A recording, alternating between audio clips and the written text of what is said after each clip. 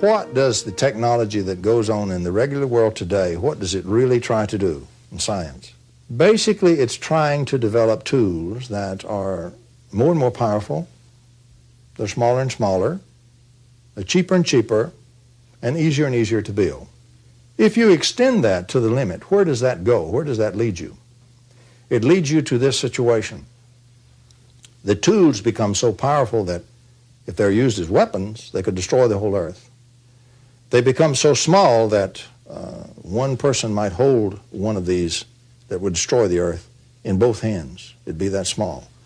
They become cheap enough that maybe it costs only $3,000, and where a great number of citizens could readily afford that. Instead of buying a new car, they buy 3 or 4 of these.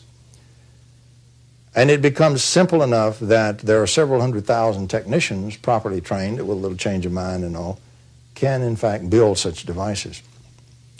We are beginning to approach that area, beginning to arrive at that area now.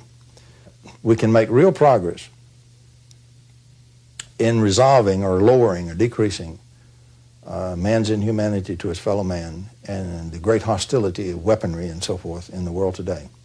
And unless we do that, we simply will not survive our own technology. The power of our tools will be turned against us by other people who are inhumane, and we will destroy each other.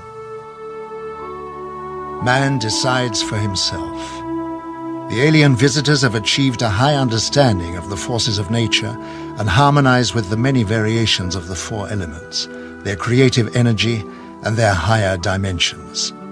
We are now beginning to realize that this vast knowledge of the cosmos must be the basis of our new science. Life is abundant in the cosmos in the approach that I'm taking.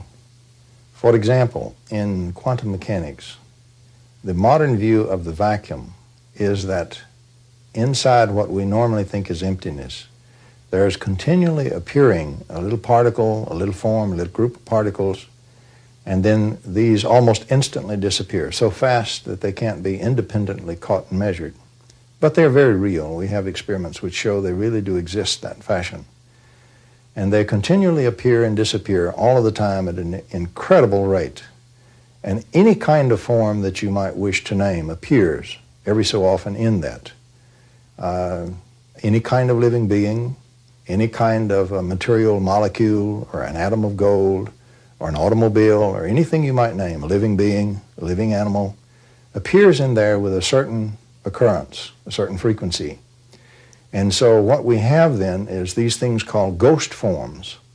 And if we really look at that, it's an area that most quantum physicists are very, very uncomfortable with.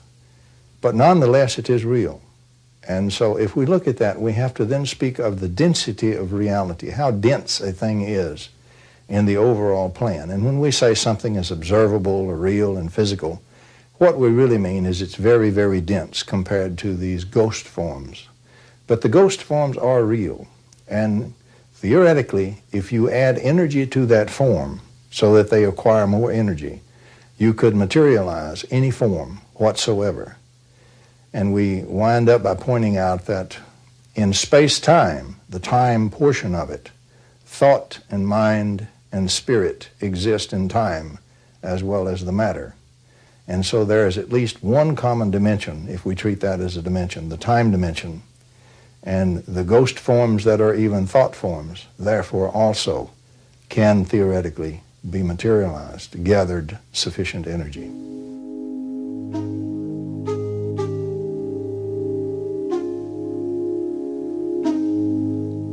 The energy of the cosmos is present in all things and is a force which surrounds our very existence. It is interwoven into the substance of life and retains the memory of all action which is dissipated into the universe. The magnetic field which is possessed by all substance interacts with this force and absorbs from it. Consequently, the unknown evolutionary changes taking place in one area can be linked to another distant area without any physical contact.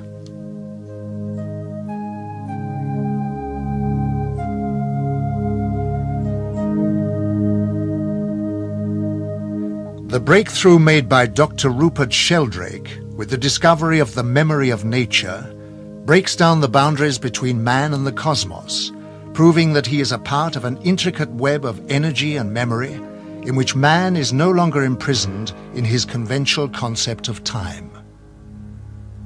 Well, I think Sheldrake's research, for example, is very significant. He has simply labeled this the morphogenetic field, a field that generates a force gradually over a very long period of time. It accumulates an antidote for what's wrong with a species, for example, or any system, for example. Take the basic idea, the parts of any system, even though they were separated in space, if they're connected by quantum potential, they act together as if they were partially connected back to a same local system and not separated at all. And so I think it's very exciting in its implications for physics, because we're talking about here a physics which is an entire order of magnitude deeper and more fundamental than the present physics we have.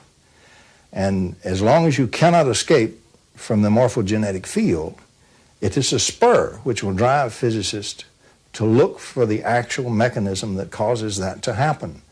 And when they really get that, and get that accepted, and get that where they learn to work with it, they will have a new physics, a more fundamental physics that can be used to better everybody's life. That's the significance of Rupert Sheldrake's work.